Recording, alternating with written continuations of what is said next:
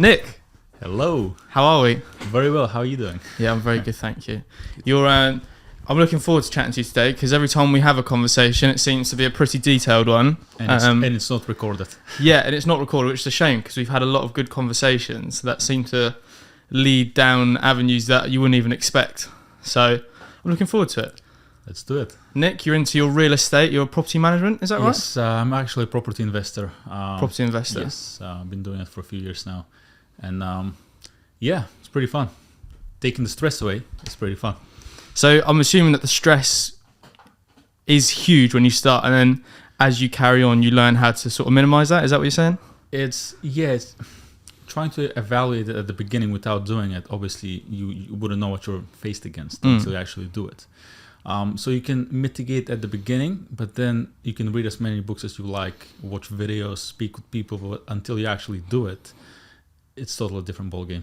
Okay, right. So before we get into that, then let's really clarify what you do, because there are so many different areas in real estate. I know when I met you, I was still a bit about what area you specialise in. I think everyone listening probably just thinks of property investing as in, you just buy a house and try and rent it out for more than the mortgages. But please explain what you do personally. So basically, that's how originally I wanted to do it. I want to start, buy a house and then rent it out.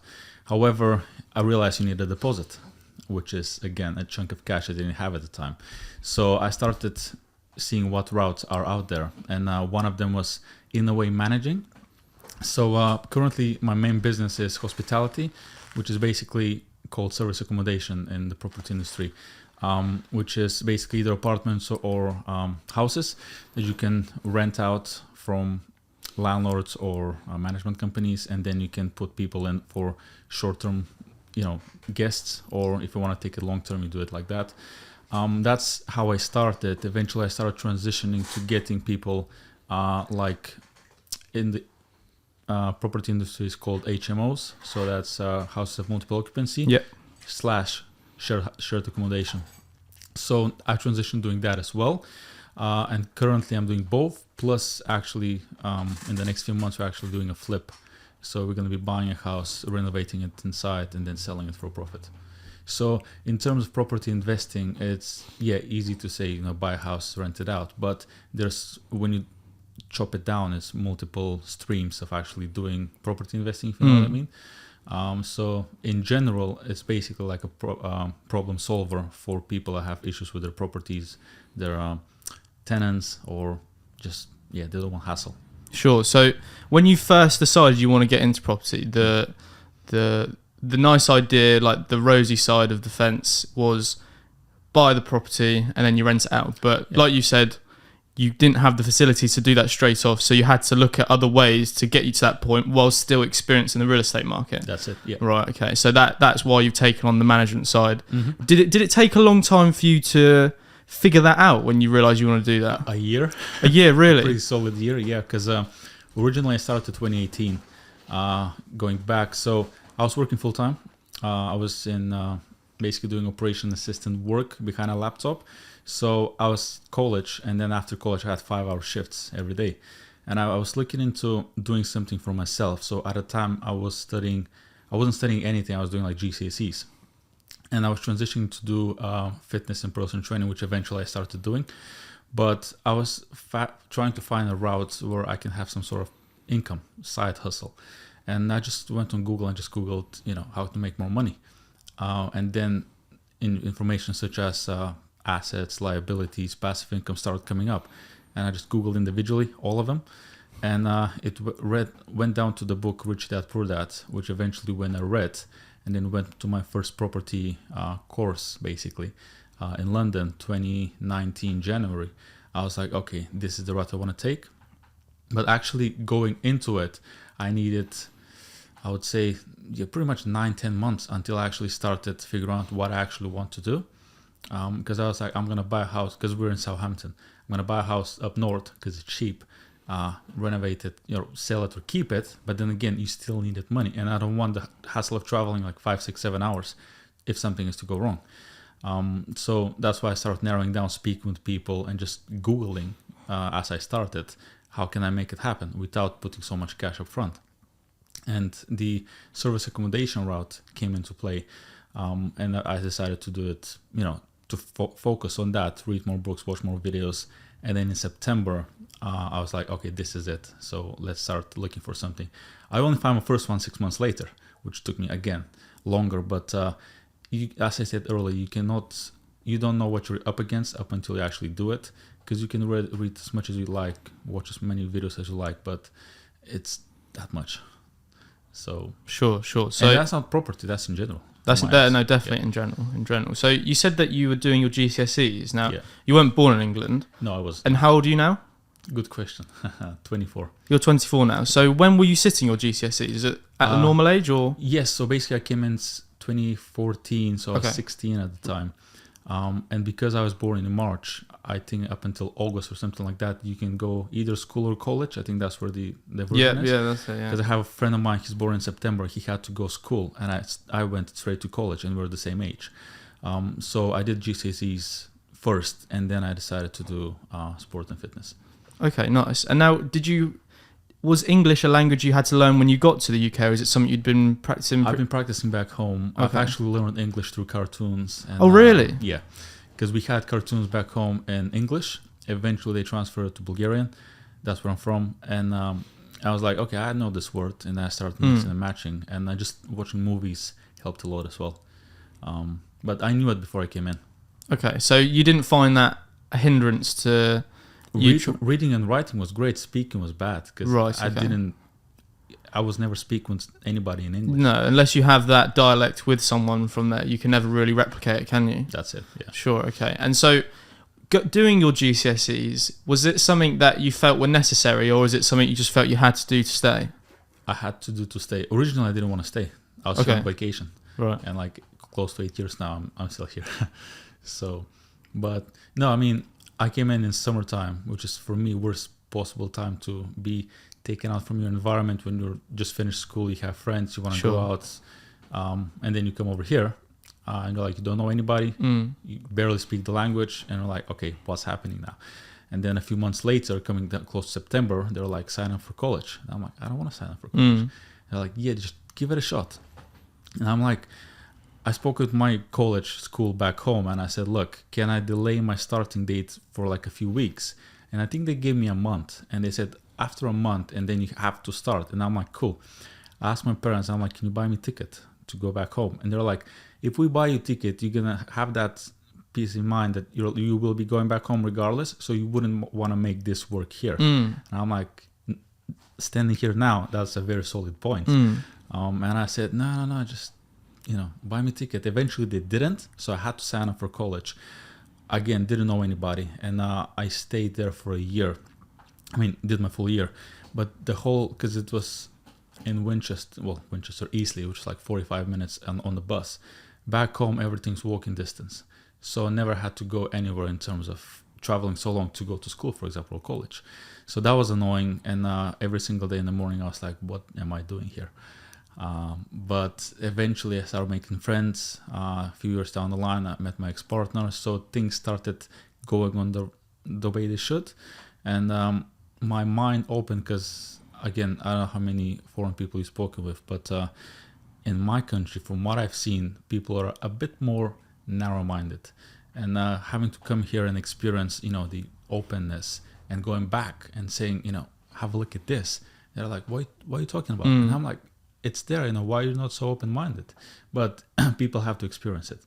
Yeah, so I've got my one side of my family's from Spain, and they were refugees in the Spanish Civil War. Okay. And experiencing their attitudes towards life at a young age, it's actually quite interesting that I've got the creative job that I do now, because if they were a big influence in what I did, I'd probably be in an office job or a factory job, because to them, when they came over, the main focus was just to get a stable income. And for them, that was doing something like machining, or my granddad was a printer. My nan used to clean homes. So to move into the area that what I'm doing now, it's a different mindset to what that generation had, which is probably what you were being imposed on you when you were back home.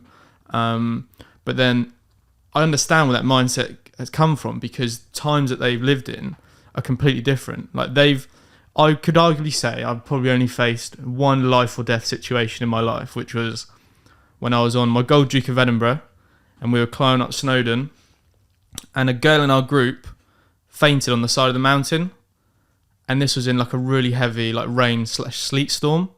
So it was either we go back, which was 5 miles to like the next road, or we have to go up and over, because that was the quickest way.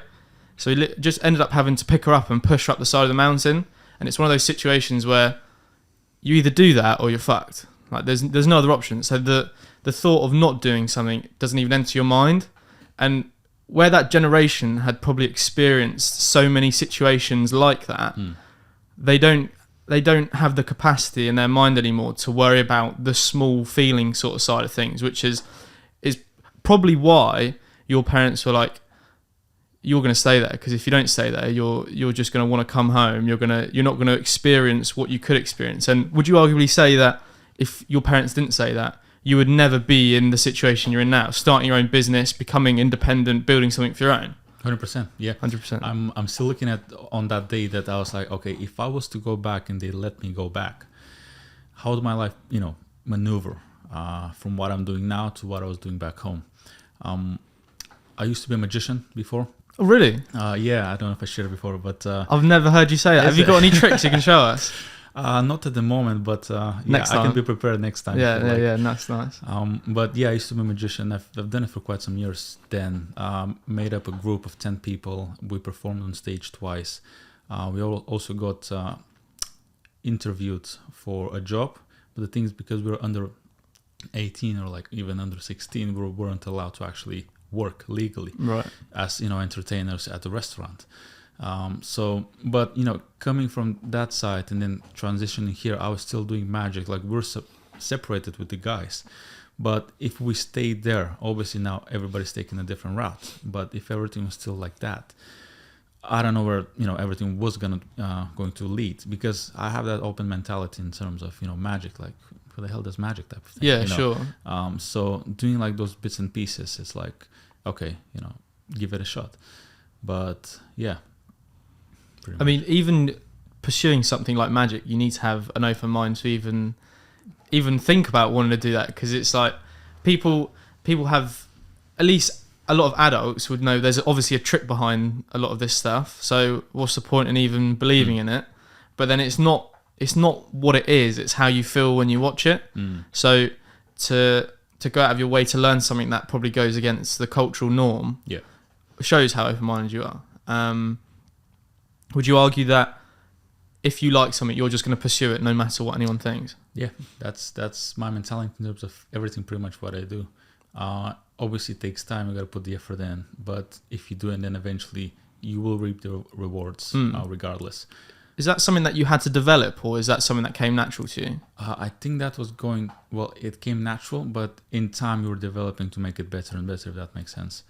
Because originally, obviously, I was like, cool, I'll need to do something different. So magic just popped in mind. So I started learning it, but eventually in time started getting better and better in the other things I started doing, if you know what I mean, because it took that approach and mindset.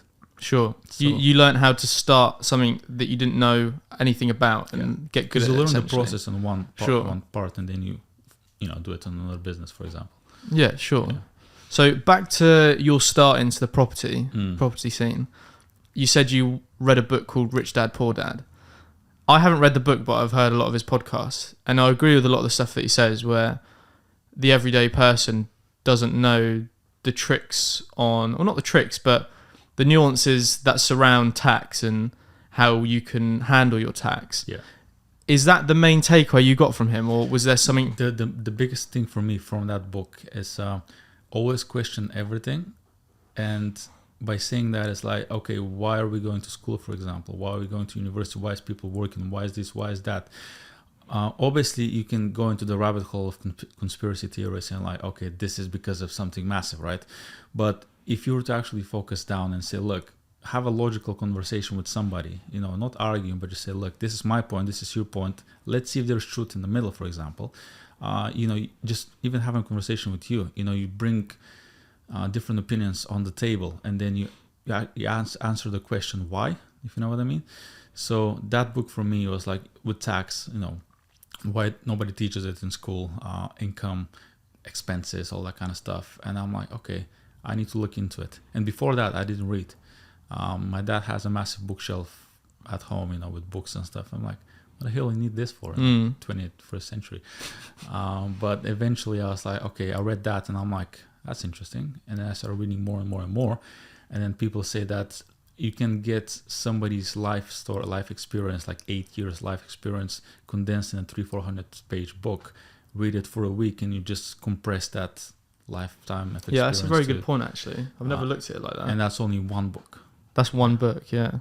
So you can almost but fast track that mentoring experience by, you go out and find a mentor for yourself in person, but people that you'd never become face to face with, you can still learn from them, which is quite a nice thing. Because that's the thing, they ask you, do you have a mentor, for example? I have this person, but most time people refer to somebody that's actually amongst us, if that makes sense. But for example, I have mentors for my books, if you know what I mean, because even though I never met them, but from what their thought process is and everything that they've written down, I can actually gain knowledge. And I'm like, okay, now 21st century, I can go on Google, YouTube, research whatever they're actually doing. So you can actually gain a mentor through a book, if that makes sense. Sure. Yeah.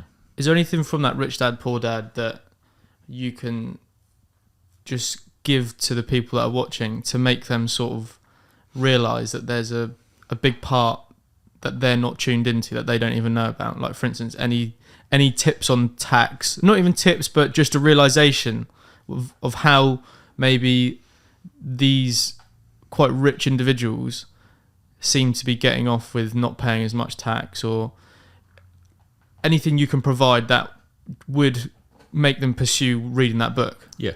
So for example, if you're currently employed, right, you know that you are paying tax. Well, hopefully you're paying tax.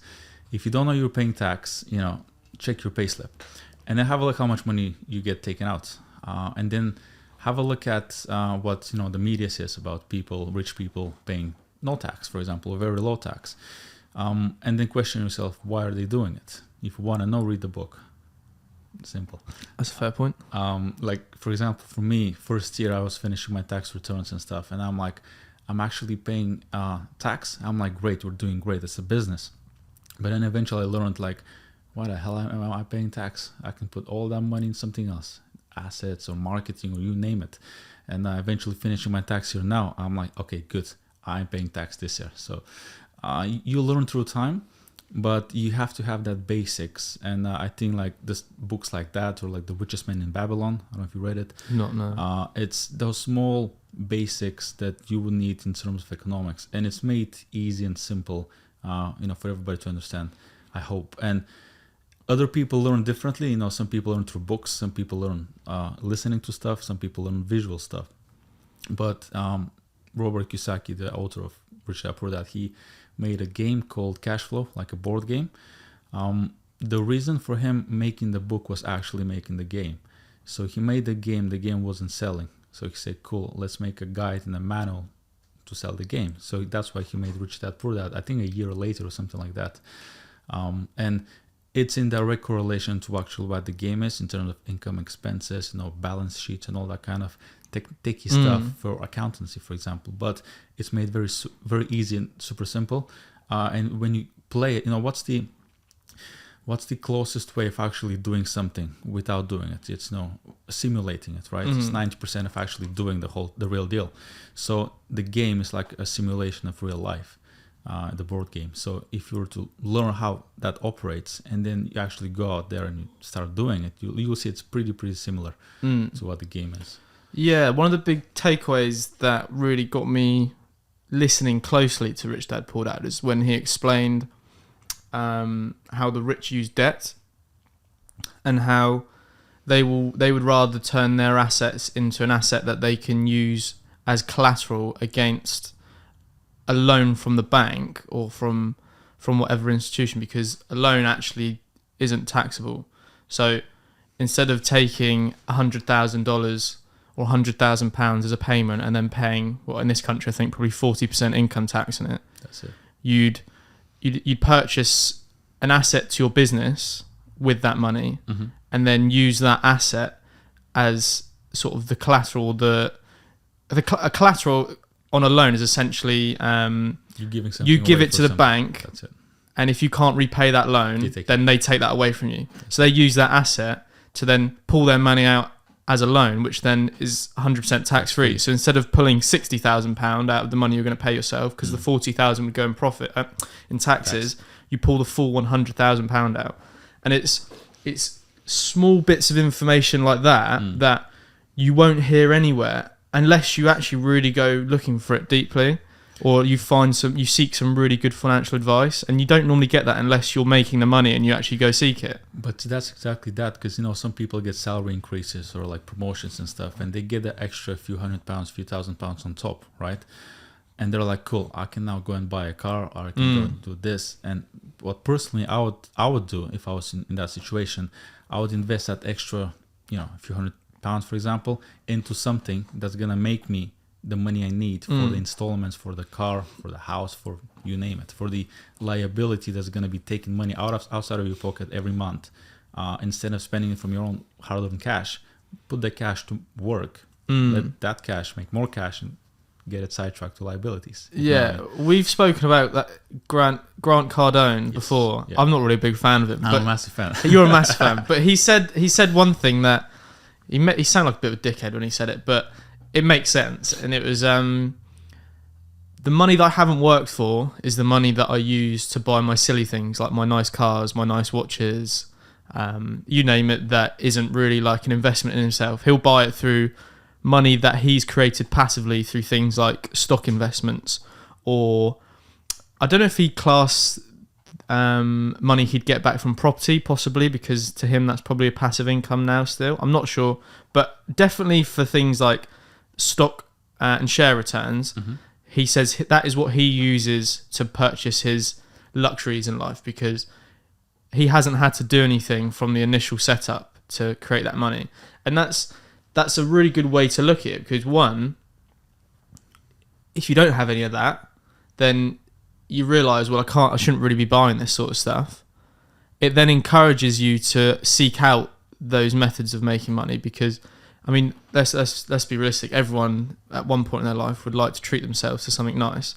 So moving forward in the direction of creating something that supplies you with passive income is it's just a game changer, because then that frees up your time to look at other avenues, to spread your eggs in different baskets, to limit your damage limitations. So if one falls down, that's not your sole income that's coming crumbling down. You've still got this area that other streams can feed you. Yeah. Is that something that you're attempting to do? Yes. Or in the process of doing? I'm in the process of doing it. I was looking at, because I started my business 2020, just pre-COVID, and at the time I had only one sort of income, which was my full-time job. Sure. Coming down now, I was looking at my balance sheet, and I'm like, okay, I actually have a few.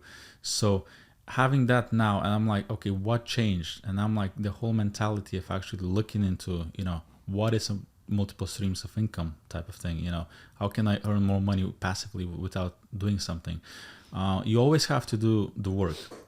You either do the work, you exchange your time, then you get the money for it, or you do the work once and then you passively get it through, let's say, selling books, having royalties on that book, or doing like a product, digital product, or like physical product, setting up a shop and then putting it out there, and then it comes back to you eventually. You can do that, but it takes time and effort to achieve, which again, we're there for the long term. Yeah, there for the long term. It's something that you can get caught up in, and that I've spoken about before.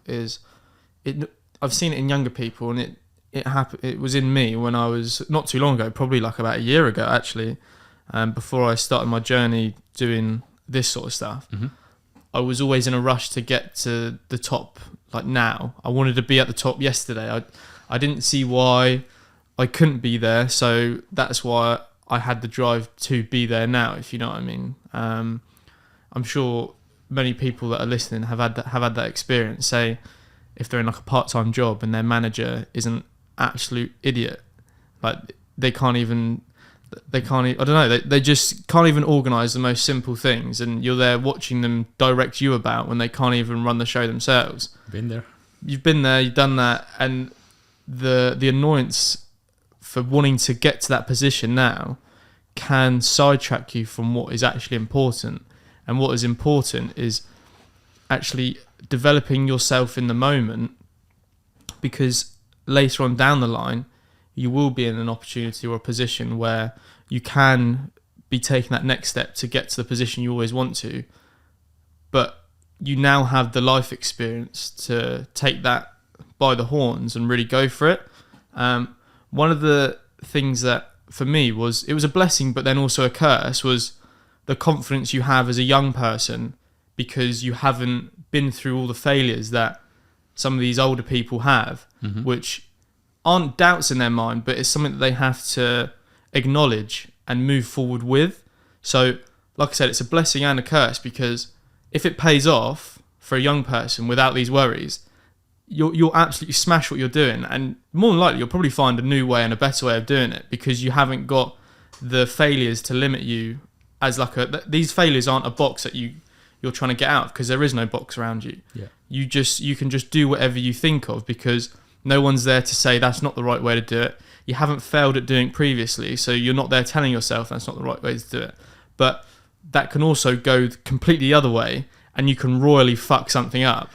Personally, I think the more you fail, the better. And the earlier you start failing, the better you will be eventually. Again, you don't want to be running like your first company to be like the massive success, and then you start something, the next company or like the next business adventure or whatever, and then everything collapses. You're like, oh my God, what am I doing now? Yeah. Because you're at a place that everything was going perfect, and then something happens and you don't know how to deal with it. But the thing is, the bigger you grow, the more stress you'll get. And if you're not able to manage that stress, and if a massive crash happens, for example, you better have strong mentality to actually deal with that problem. So the sooner you start failing, the better. Definitely. It's the same with everything in life. The more risks you take on as a young person, inherently you're going to either fail with some of those, you're going to succeed with some of those, you're going to get halfway with some of those. But once you experience that and you actually understand the process you've been through, more than likely you're not going to make that same mistake again. If a mistake does arise, you can then use what you've experienced to eliminate that being the possibility. So it actually helps you learn from future mistakes as well. But that is if you acknowledge the mistake that you've made. Yes. Because if you do a mistake once, okay, that's once. But if you do it twice, that's a choice. That's how I see it. And that's not a choice of making a mistake, but you made the choice to not take the precautions to avoid that mistake happening. 100%. So you can look at that at one or two ways. You can either look at it as, I'm carefree in life and I just want to live life as it comes. Yeah, fair enough. But when it starts affecting people around you, that's when you've got to sort of take a step back and think, maybe I should conduct myself a bit differently. Yeah. But no, definitely. I am glad that I've made the mistakes early on in my life, because like you said, as the example with starting a business and it being wildly successful, and then moving on to the second business and it being an absolute shit show, you will not know where to go after that second business, because you thought you hit the nail on the head and found the secret sauce on how to create this thing, when in reality you might have just been at the right place at the right time and got a bit lucky, which can happen. Yeah. And it's a lot harder, like the old saying, you can't teach an old dog new tricks. You can, but as you get older and things you've done have been reinforced because you haven't seen any repercussions from them, there's more for you to undo to be able to fix that mentality. Yeah. Are there any key points in your life where you realise, wow, the way I've conducted myself, I need to really change that to be able to move forward from this point? Yeah, since the time I arrived here. Because that's when I was pushing back on everything. I was like, leave me alone. I want to be back. I want to be doing what I want to be doing. And eventually realizing that it's not as easy in terms of, sometimes you have to listen, right? And just following, going with the flow, deciding to stay, deciding to actually, trial the college, start college, start looking into, building friendships and just making my life from back home, transferring it here, was the difficult part. And now, for example, having this mentality that I've already moved once, if I was to go and move somewhere else, I'm ready for it. Like personally, I don't mind, because I know other people that move a lot when they're young, that it can go two ways. You can either sidetrack them to go, to have a negative experience as a childhood, or it can be like, you know what, I met this great person in this city, but then we moved a few months later in another city. I met my best friend in life, and then I met this, and so it can work. For me, having to deal with that then, for me, it was like a massive block. I was like, okay, I don't want to be here. But then having to overcome that, I'm like, put me anywhere. I mean, I'll make it regardless. The confidence you must have instilled in yourself from overcoming that big lifestyle change, I can only imagine will help you with everything you ever do in life, because arguably packing your stuff up and moving somewhere completely foreign is going to be harder than any business decision you're going to make. That's in my mind. Like, imagine uprooting your whole life and going somewhere that it depends what stage in life you're at. If you're young and carefree, I mean, it's going to be a bit more easier than if you have a family or somebody you need to look after, or you're a bit older, already settled in life. But then again, it's those odd anomalies on the graph. People that actually do it. They might be very old, or like, have the family and stuff, and still do it. So you have those people, but then, as you said, the older you get, it's a bit more tough to get out, because it's a comfort zone. Yes. It's how much are you able to expand your comfort zone, that elastic band. And the best things for what I've done is getting outside of my comfort zone to learn from, and then eventually expanding that zone of comfort for me. Yeah, that's it. The expanding the area of comfort is a huge one. It's something that I've felt up until I made the leap to do this. There was a point in my life where my comfort zone started to shrink in a bit, because I was in an environment that I felt protected by others in. So my direct decisions didn't have direct consequences to me, because where I was at, there was people I was working under. People were working under them.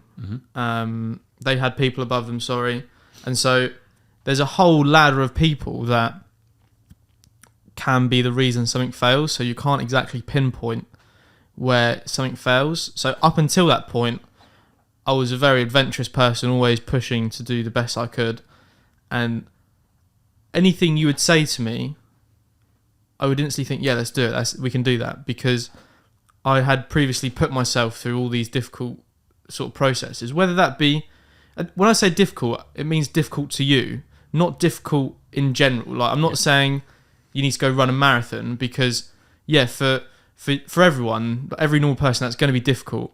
I mean, if you're scared to go out in public, just take a few steps outside. Or if you feel like you're overweight, but you can't go and do like a 5-mile run or pick up the heaviest weights in the gym, just go for a walk. Take those first steps. The difficulty is measured inside you. It's what you find difficult, not what everyone sees as difficult. Yep. I think the first step in actually solving a problem is acknowledging it. Yes. Because as you said, if you're overweight and you say, okay, first thing I need to do is actually go to the gym. But if you don't know why the reason going to the gym is for, if you don't acknowledge that, okay, I actually don't feel healthy, I don't feel okay doing my day-to-day tasks, I feel embarrassed in front of family, friends, whatever, that's acknowledging the problem. And when you have that sorted, you start finding the route for, okay, now I can go to the gym, go for a run, do this, do that. But yeah, you have to acknowledge the problem first. The more you acknowledge the problem, the easier it is to acknowledge in the future. Yeah. Because you get used to ignoring it. It's a habit. Yeah, it's a habit. You get used to ignoring it, but then you realise, ignoring it feels quite comfortable, because no one's actually having a go at me or giving me any backlash. Trust me, nobody's going to give a damn for you. It's not because they don't want to hurt your feelings, because they don't give a fuck, mate. Exactly. That's what it is. Yeah. So you're just hurting yourself. There's only one person that can fix you, and that's you. Definitely. And you have to acknowledge that. You have to know that. Because, nobody's going to come and knock on your door and say, like, come on, let's go and train. Or like, I want you to be in your best shape possible type of thing. Yeah, you can have those people, but how long are they going to be holding your hand for? And actually making a habit, developing something to be a habit, it doesn't take so long. I know people say, it needs years and years. And like, that's bullshit. You need the discipline which, you know, for you to do something, you need to have it for like, they have the estimated like 66 days. So that's the average. So what, to form a habit? To form a habit. After you have a habit, you don't need to worry about it. So you need to have that discipline up until the habit is formed, and then you're not disciplined, you know, it's habitual to you. You don't brush your teeth every morning because, you know, you're disciplined to do it. You know, it's a habit. And that's like small things. And you cannot, for me, I think you need to start small. Like, for example, fitness-wise, I want to lose weight and stuff. You know, I'm going to start a new program. I'm going to go to the gym. I'm going to eat healthy. I'm going to exercise. So start with the one thing. Yes. Do it for like, 2 months, 3 months. Yeah. Form a habit. Then do something else. I mean, yeah, it's for the long term. We're here to stay, but as long as we're here, you know, just make the most of it and don't rush it, because things happen eventually. You know, they just do. Gotta be persistent with it. Yeah. On the example with the fitness side of things, I see a lot of people, and myself included, like, I'm in a period of my life where I'm probably like in the worst shape I've ever been in my life, which is it's a pretty bad thing to say, but it made me realise that the reason I was in shape beforehand was totally the wrong reason. It wasn't because I wanted to be healthy, it was because I felt like I was more attractive if I was in better shape. Got a girlfriend and put on the classic relationship weight, but that's neither here or there. It's when you make the decision to change your life, but you're not real with yourself about the capacity you can deal with that change in. So you go for the ideal route out of the situation you're in, which is doing everything now at your 100%, when you've really been going for a long period of time at like 20 or 30% of your actual effort. And the big thing with fitness is that it's a consistent thing over a long time. It's not that you put a load of effort in for a month. So these people that aren't real with themselves and say, right, well, I'm going to start now, I'm going to go on a really strict meal plan, I'm going to do the really intense HIIT workouts, and then after that I'm going to go and do a heavy weights workout. They're setting themselves up for failure because they're not conditioned to that kind of intensity in their life and putting that much effort out, and so they make the experience miserable. A good example for me is when I started running, because my whole life I'd say I hate running, I can't run, I don't get how people run long distance, it feels like torture to me. But that was because every time I went out to run, I was always trying to run as fast as I could. And so I conditioned myself for me to think that me going out for a run meant completely leaving my guts on the floor because I put so much effort in. When in reality, I'd go 2 or 3 times and then that'd be it, because I'd just hate the thought of going. When I started properly thinking about it, and it was actually in the first lockdown, I was like, it came to a point where I wasn't going on a run because I wanted to get fit, it was because I just wanted to go do something different. So I started at a light jog, and when I got out of breath, I just walked, which then turned into me going to a fast jog, which then turned into an even faster jog, which got to the point where I could go out for a jog and enjoy it like a walk. Like, I wasn't out of breath, but I can travel around like these country parks, enjoying and taking in the nature around me, not feeling out of breath, but I was still running, which just felt nice. It feels nice to run until you get tired. And that's something I've tried to apply in everything, because if I try to take on too much at once, then I'm not giving everything the full attention, and they end up just failing. They end up dropping off. Yeah. Your body adapts eventually. And as you said, you got to give them, small spoonfuls every time, like small steps to do it. Because that's what I personally don't understand, because I was in the fitness industry, a personal trainer, and I've seen other personal trainers get somebody in like for a not even a HIIT class, but like a class or like their first session, for example. They exhaust them like a lot. And then the next day the guy or the girl doesn't show up. And I'm like, do you know why is that? What might be the reason for it? And they're like, oh, I don't know, like maybe they're tired. I'm like, oh, really? They're tired, right? So it's the same thing. You got to take the long approach. It's like, the marshmallow test. Have you heard about No. it? What's the marshmallow test? They had a study, and I think the study was done for across 70, 80 years. So it's an ongoing thing probably. But they gave very young kids a marshmallow on a plate, and they said, look, you can have it now if you want, or if you want, I can give you another one so you can have two, but I'm not going to give it to you now. I'm going to go out and I'm going to return in some point of time, give you the second one. So they either take it now or they wait for the second one to come in and they have two at the same time. And most of the people that took it now, most of the people take it now, right? The people that wait are the people that can delay gratification and satisfaction. And they said that they've done that study and they followed the people, the kids growing up, going to school, going to education, opening their businesses, whatever. And they found out that the people that can delay gratification at an early age are X amount % more successful than the other ones that want everything now. In a way, you have to live your life now, but what are the odds that you are not waking up tomorrow? Yeah. You still have to have that in mind that if you were to wake up tomorrow and you do everything that you can, spend all the money, whatever, today, and tomorrow you're like, oh shit, what's happening now? It's not long-term thinking. And I know people say, you have to have a long-term vision, which personally I agree, and you have to have a balance. That's everything in life, food, with business, with relationship, with families, with friends, you name it. It has to have a balance. The delayed gratification one is such a huge thing, especially nowadays, because there are so many things that diverge you from being able to delay gratification. Like social media, you get these small dopamine hits from videos you watch. Like TikTok is an absolute murder for people's attention spans. I noticed when TikTok first came out and I got sucked into it, that my real world attention span was just degrading at a stupid rate because I got used to being uninterested in a video and just swiping to the next one. And you don't realise you're doing it, but you're conditioning yourself to do this in your everyday life. I would notice myself switching off from conversations because I just wasn't interested in them anymore. And where I'm used to just scrolling and finding the next thing to interest me, you can't do that in the real life. And if you're in a business situation, that could be the difference between you landing your next biggest client or saying goodbye to them because you want everything now. Yeah, and you've trained yourself to not enjoy the journey that you're on to get to that gratification. That's why I feel it's so important to find something that you enjoy doing. Yeah. Because I think Jimmy Carr said it on the Diary of a CEO podcast.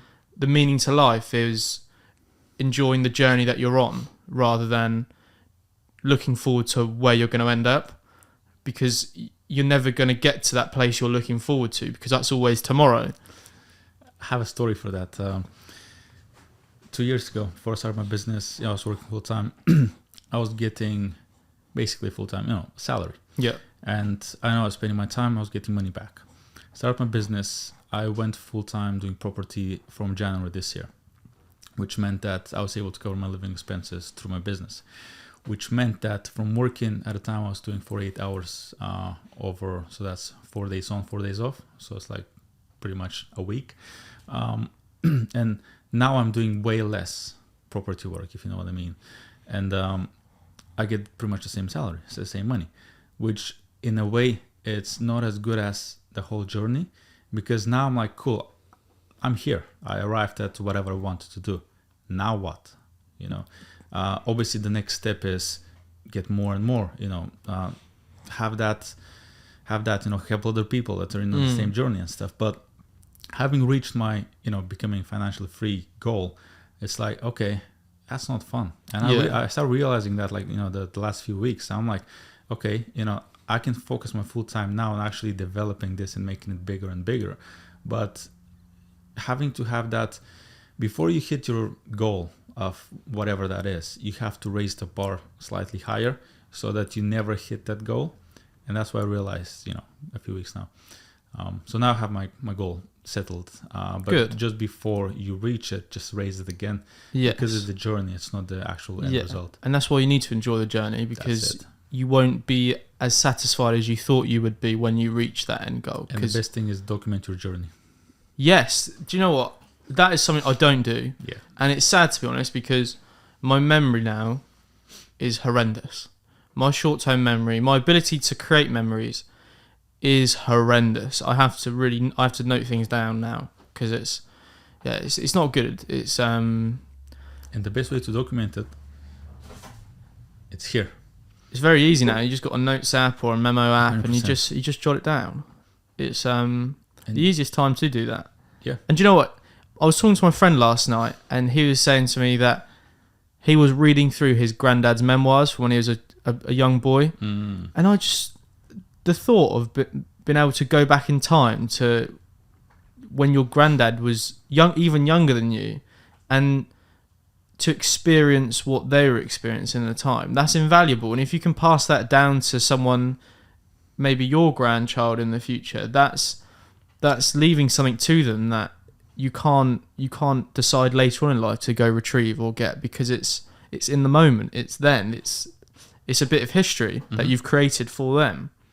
And you can help a lot of people. As you said, you can help yourself if you're in a difficult situation now, and then you've passed a more difficult one before, and you've documented that, talking to yourself, saying, look, I've just done this, I don't know what to do. And then the next video is like, I've actually managed to do it. These are the steps. And you're looking at yourself now, and you're like, I actually overcome this obstacle in my life. I've done it. This is me on the video, for example. Why am I not doing stuff? Yeah. And then passing that to, as you said, your children, your grandchildren, or even, friends, or like, I don't know, other people that are on the same journey. I think that's beneficial, and it's great to look back at wherever you started and look back at yourself now, and you're like, okay, that's two different people. For sure. It's one thing for me that I realised that might be the same for a lot of people of my generation, of our generation, is they don't tend to believe something until they've experienced it, which is a double-edged sword again, because it forces you to go out and experience things for yourself, but then you're ignorant to the advice of others, which could avoid you from making that mistake in the first place. A key example would be for me with client work. When I first started, my dad used to say to me, "You need to get everything down in writing." Yeah, okay. And then you have the intentions to do that, and then the first client comes along, and you're getting on quite friendly, and you agree everything over like WhatsApp or something, and you don't want to harm the relationship, so you just carry on because you have the best intentions. They've given you no reason to feel sort of to have any worry about the work you're about to do, and then comes to payment, and it's a big hoo-ha just to get the money that you have earned out of them. If you had that in writing, it may still be a bit of a process, but at least you've got some grounds to say, all right, well, if you don't want to pay, we can go to court, and it's quite clear this will be in my favour.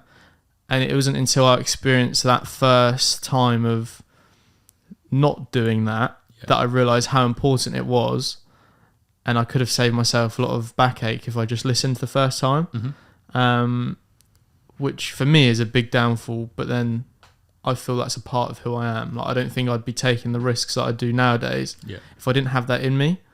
Do you feel the same about that? Yeah, 100%. Yeah. What's the biggest risk you've taken so far? Biggest risk I've taken so far is leaving the job that I left before starting this, because it was a job that had a good trajectory, and I could see myself doing well in the job, and the people where I worked could see me doing well in the job. Now, the risk was, to me, that I would end up being in that job for the rest of my life. That was actually the risk for me. The risk to the people around me, like my family, was that first I was selling my nice car to fund what I wanted to do, and I was going to do something I'd never done before. So I'm going from, essentially, if I carried on the way I was going in where I was before, I'd be certain to climb up the hierarchy ladder, have a good salary, have a good pension, be looked after. Like you're working for someone, so you don't have to worry about getting the work in. Just the basic sort of corporate structure of a job. that was in my mind the big risk, that I ended up going up that ladder and still feeling unhappy and unfulfilled. I left there with no worries of that, because after a lot of conflict in my life with myself, I came to the decision that I'd rather be broke and on the street but be happy than working 5 days a week, earning a lot of money, but then only getting to be happy for maybe 2 of those. In reality, probably only 1 of those days a week, because let's be real, when it gets to Sunday, you're thinking, I've got to go to work again Monday. Well, that's what I used to think. So that was the biggest risk I took. What about for you? Well, I believe so far my biggest risk was jump off on the airplane. Yeah? Yeah, I did a tandem skydive. Okay, nice. And the reason for me doing that was because I already had my business up and running. But I've started it at the worst time possible, at the hospitality industry, when everything was closing down in March 2 years now. And I did my skydive in July. No, I'm lying, 8th of July. I've done it. And I think that's the biggest thing for me, risk-wise, because it's 50-50, you know. It opens or it doesn't. Yeah. So far, it opened. I'm here, happy days. But it's just that the pain and like the threshold that you have, that you're like, okay, you know, is this an important decision I'm making? Whether it be in life or in business, or it doesn't matter. And then at the end of the day, if nobody's dying, you know, it's not as bad. You know, you might lose a bit of money, you might lose a friend, you might lose this, but you can recover from it. You know, you're still here. You can. I tell you what, that's reminded me of what I've just said about the risk I took. Was probably the biggest risk financially I've taken. But in terms of how I felt at the time, the biggest risk I probably took in terms of how I felt was actually when I was in Peru. Mm-hmm. And basically up until this point in Peru, I went to Peru.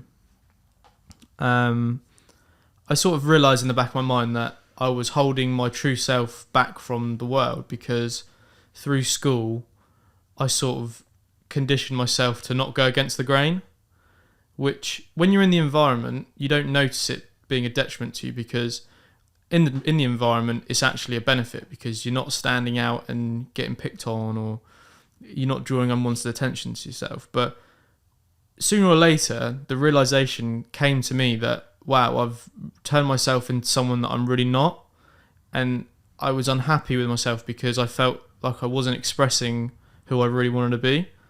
It wasn't in an extreme way, as like I felt like I was a different person inside, or was in the wrong body or anything like that, but it was, I knew that I had a confident side to me, a side to me that wanted to do things that I would stop myself because I was worried about people judging me for it.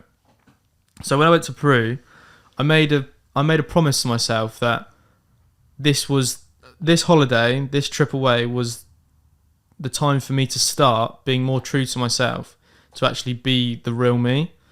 The reason I did that was because I felt I was going to a new place where no one's met me, so I don't feel like I have to hide anything, and I can really find who I'm comfortable being. So we're going through this holiday. We end up going to Machu Picchu. And to go to Machu Picchu, you normally stay in a town nearby. Where we stayed was called Cusco. Okay. And from there to Machu Picchu, you actually have to take a train journey through the mountains. I think it's like a 4 or 5 hour train journey. But it's one of these train journeys that are designed for tourists. So you have the train carts, like panoramic views. They have like performances in the train. They serve you food, that sort of stuff. Yeah. Now, on the way back from Machu Picchu, they did this performance where they were teaching you about the ancient spirits that the Incas believed in at that time. And one of them was like this dragon creature, and they had the costume put over one of the servers in the cart, and he was dancing around to this old native music. Just in my mind, like, that is like the worst idea in the world, like dancing in front of a bunch of strangers, like just doing all this random shit. Like, it just felt embarrassing to me. And it came to the point when I'm not saying it's embarrassing to do it, but I just felt embarrassed thinking if I had to do it. Like, it just really worried me. But he had a mask, right? Even with the mask on, yeah. And at the end of his solo performance, he started asking people to dance with him. So imagine a train cart, like 2 or 4 seats on each side, going all the way the length. And he starts in the middle and is going round. And everyone he's gone to has said no. And he's coming back down the cart, and bearing him, I'm like probably 10 seats away from him getting to me. And I just said to myself, I was like, I feel so bad for him, because it's probably more embarrassing going round to everyone and them saying no than it is to actually do it. So I just thought, if he comes to you, Brandon, you just have to get up and dance with him. You have to do it. Like, that was a huge hurdle for me at the time, because I wouldn't even dance in a club normally, let alone on a train like this silly. And I remember as soon as I made that decision, my palms started sweating. I started shaking, like I was getting a rush of adrenaline. Like, this is how serious this barrier was in my own mind to overcome. Anyway, he came round to me and asked if I'd get up and dance with him. I was like, yeah, all right, let's do it. And I remember getting up with my phone out, recording myself, and just living in the moment. I'd spent all the time leading up to that moment worrying about what would happen if I did it and what people thought of me. I got up, I did it. Everyone was cheering, everyone was happy. Like, I was happy, everyone was happy. They were clapping that I got up and did it. And I sat back down and I was physically shaking, because I had this huge surge of adrenaline. Like, all of this emotion that I was experiencing to try and stop me from doing it had suddenly been released, because I realised that there wasn't a bad outcome to doing it. That I felt good while I was doing it, and I felt proud after I did it. I overcame a big hurdle that day, and that was a pivotal moment in me being comfortable with who I was, because one, I sort of showed myself that I did something silly in front of a load of strangers, and they all enjoyed it, because we're all just here to have a laugh. Like, everyone was in the moment enjoying themselves. No one was sat there thinking, oh, he looks like an idiot. And that's what I was really worried about. And even if there was someone thinking he looks like an idiot, they're losing. They're the ones losing, because they go through the same thing that I used to experience when I was worried about going up and do something that I felt embarrassed. So to that's probably my actual biggest, like, emotionally getting over something like that. You know, like, people like that like are hating on other people and stuff. They have that saying, hurt people hurt people. I've not heard of that. Yeah, so they're hurt inside, and so they're okay, hurt people hurt other people. Right, yeah, sure. So it's like, it's massive, because those people need support. Like, and they spend the time to actually go bring out negative emotion, or like negative vibes to you. Just smile back. Yeah, definitely. It's something I've held my hand up and say I used to be like it, because I just wanted to fit in. And before I went away to Peru, I started realising that I needed to change the way I was, because there'd be things that I would criticise, like either things someone does or things someone wears, and then in like 6 months' time, I'm come to the decision like, oh, I actually quite like that, or I want to do that, but I've stopped myself from doing it because I've said that it's weird, or it's this and it's that, and I'd feel like I'd look like an idiot if I went back and did something that I was criticising someone for doing. Yeah. That, if anything, if anyone would take anything from what we've just said, is don't criticise people, because there's a good chance you're probably going to end up wanting to do what you've just criticised someone for, and you could stop yourself from doing something that's like genuinely beneficial to you. Yeah. And again, do it, try it out. If you don't like it, don't do it anymore. But yeah, exactly. At least you know you tried. Yeah. I've got a question for you. Go for it. I want to become financially free. I want to take the steps you've taken. I want 2 examples. I want an example with someone that has a lump of money to start with. So instead, unlike you when you had to make that money first, someone that has already saved money, but doesn't know how to utilise it, let's say £10,000 to £20,000. What would your advice be for them? And then afterwards, emphasize the key points on your journey, because that would be the other point where they didn't have anything to start with. Mm-hmm. So on both, the first answer is you can start educating yourself, because the best investment you're going to make is yourself. That's the first thing. That's what I made. I didn't have cash at the time. I invested in terms of learning, and most learning now is free. Go Google, go YouTube, read a book. You speak with people. All the things that you need is out there and it's for free. Or speak with somebody, buy them a coffee. You just gain their experience. They've been doing it for X amount of years, and that's what you want to be doing. You get experience from that. If, for example, you don't want to if you have the cash, but you don't want to spend the time in learning about it, find somebody that is doing it. Find somebody that, for example, what you want to be doing. If you want return of investment, for example, or you want to focus on an industry that somebody is doing it, you're like, cool, teach me. Can you be my mentor? I'll pay you for your time, for example. But all that you do is you're investing in yourself. I have a mentor myself, and when I signed up for the mentorship, I was doing it for myself. Like, all the money that's spent on that is not spending on somebody else, spending on myself. Plus, it's tax deductible, which is good. But yeah, if you have money, either spend it on your own education and learn on it, or give it to somebody that will give you a return, or that can teach you to do something. If you don't have the cash, connect with people, because you might have the knowledge. It's three things. You might have either knowledge, cash, or time. If you're rich in one of them and poor on the other, there's other people that are lacking what you have, if you know what I mean. If you have, like, for example, lots of time, but other people have knowledge and money, combine. You can, I think the industry is called JV, joint venture. Yeah. So you can partner up with other people on this, and you can bring a lot to the table. You just have to know what you want to be doing. Worst or best case scenario, go get the lottery ticket and hope for the best. But I personally think you do create your own luck. So just invest in yourself. Okay. Having money, not having money, and just find the people that you can collaborate with. Okay. Yeah. Well, I spoke about the like essence of luck yesterday with Kyle, who I had on the podcast, and I asked him the question because he's a DJ, and I said, "Do you ever get called lucky?"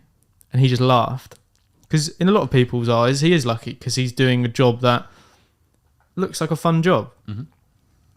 I get said the same thing to me as well. I don't know if you've had the same thing said to you by anyone, but my response was,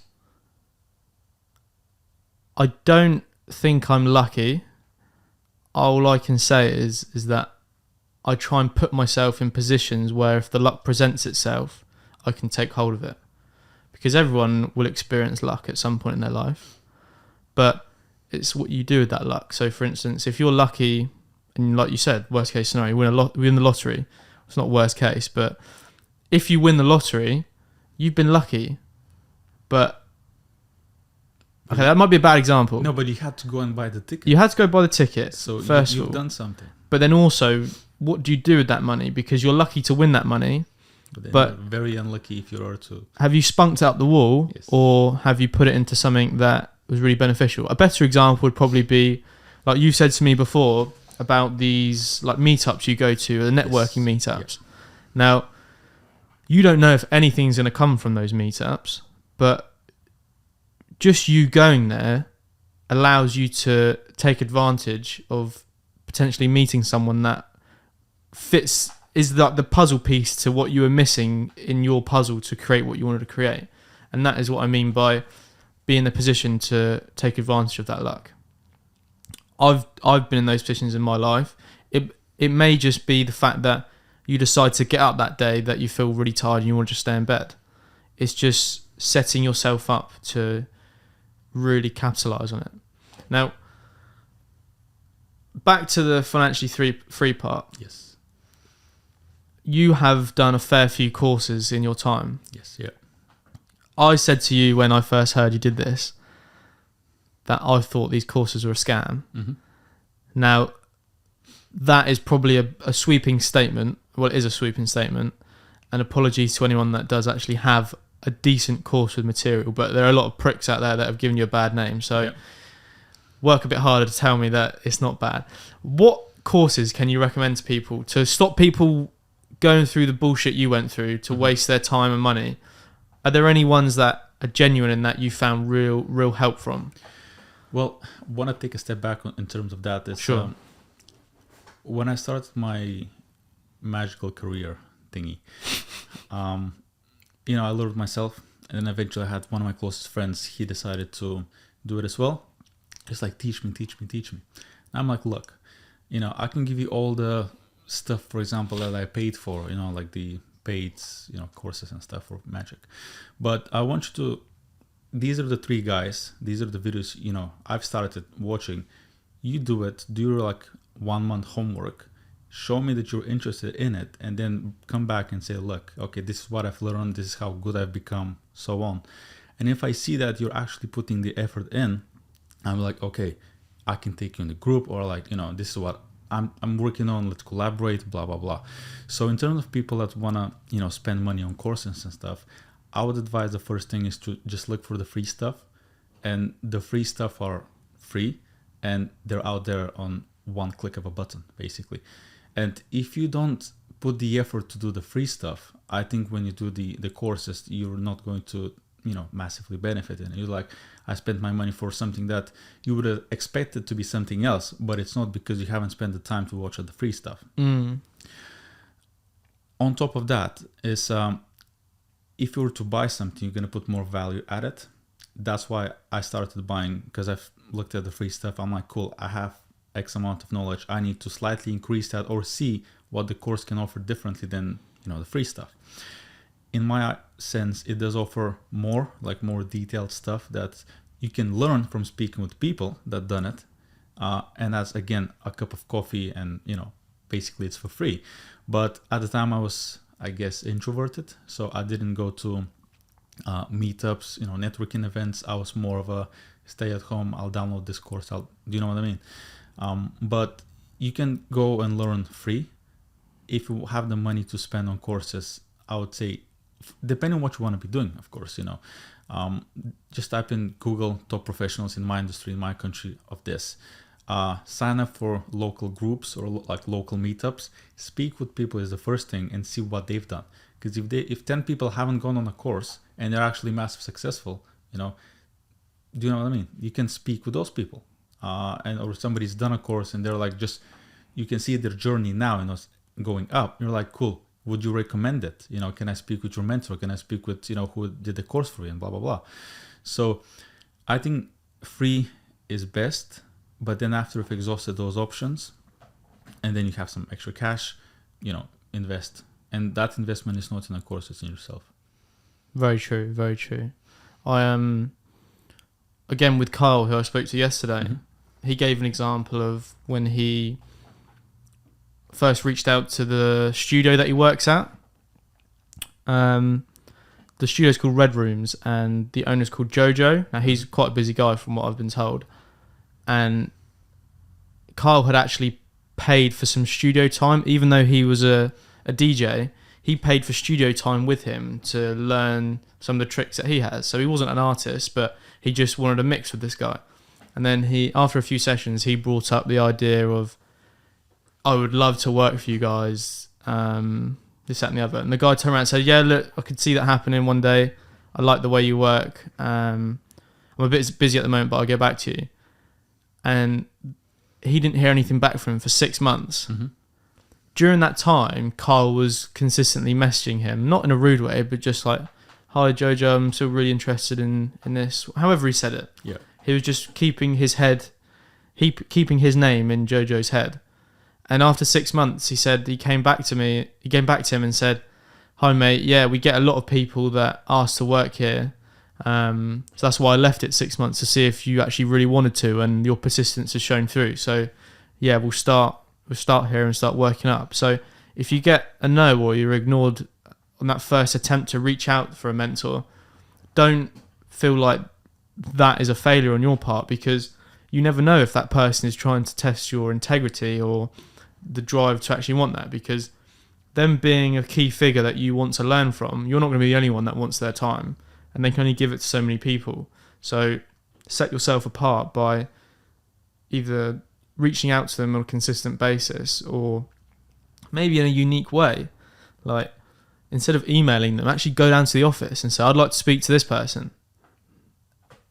You never know what's going to happen. You never know. Are there any points in your life where you've gone against the grain like that and you've seen the benefits from it? Again, getting outside of my comfort zone, just like going out there and doing things I didn't want to do. Like, for example, when I signed up for my current program that I'm on, I didn't want to do it. Like, I didn't have the cash, I didn't have the effort. I know it's far away from where I live now, and it's just not my thing. But I said, look, if I was to do it, what are the benefits? What is the outcome? And the outcome is, I would grow in terms of as a person. I'll grow my network. I'll grow in business, so on. So I put in the energy for it. And eventually, it's reaching the results. But you have to put the energy in. Otherwise, it's just not going to go. And being persistent, like as your guy said, every month, like every few weeks, messaging that guy, because it's like the marshmallow test, Yeah, the perfect example of that delayed gratification. Yeah. So he said, I'll do it. And 6 months down the line, he actually signed up, and things happened. So just do it. Keep on persisting. Keep on persisting. Try and give yourself the best chance as well. Whether you know that you function better when you live a healthy lifestyle, like that is another investment in yourself. Yeah. It may not feel like it. It may feel like a hindrance to you, but you do feel better when you're healthy. Like, everyone does. That's why a lot of people stay healthy, because they like the way they feel when they're healthy. You have a clearer mind when you're healthy. Do everything you can to try and be the best version of you. I know it's really hard sometimes, but once you form the habit, like you said, of those routines that make you that healthy, that better person, you're just going to reap the rewards.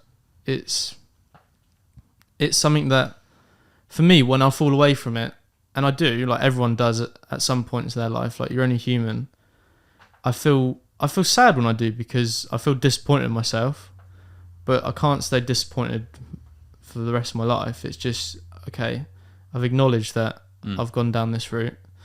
Now I've acknowledged it, like you said, that's the first thing to do. I can then take the steps to bring myself back to that healthy point. Yeah. It's like yesterday, like one of my people I follow, he said, for example, you're fat, you're unsuccessful, you're not poor, but broke-minded and stuff. That's fine. But what are you going to do from it? It's okay to be in that position, but it's not okay to stay there. So, you have to acknowledge it first and say, like, okay, I can do something about it now. Definitely. Do you know what? I think on that one bit of glorious advice, I think we're going to bring it to an end. That's fine with me. One more thing into this camera here. Yes. Anyone that is starting out their journey, we do this with everyone. Anyone that's starting out their journey or along their journey, any advice you can give to them? And make sure you pull the mic to you when you say it. I gotcha. So, focus what you want to be doing. Meet the people, have a social circle around you that are in the same mentality, and believe, have your people around you, and just persist with it. Eventually, you will reap the rewards. Perfect. That's with me. Thank you for that, mate. Always. It's been a pleasure. We've done an hour and 13. Is it? Fair enough. Sounds good. Did it go quick? Yeah. No, I like to hear that. Imagine. Brilliant. That's cool. Good. Thank you for your time today, mate. Pleasure for having me. And have a good day, everyone. Peace.